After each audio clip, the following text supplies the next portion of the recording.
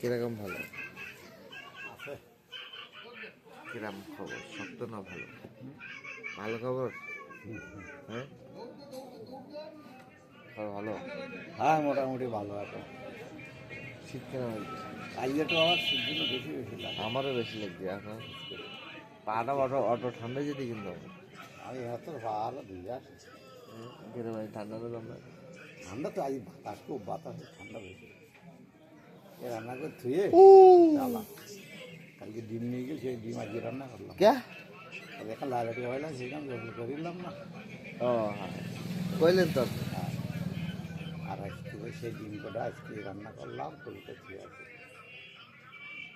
তাহলে ওই কালকে কি টাকা দিতে যাওয়া কালকে কার কথা? 5 তারিখ? হ্যাঁ দিতে অবশ্যই দিতে হবে।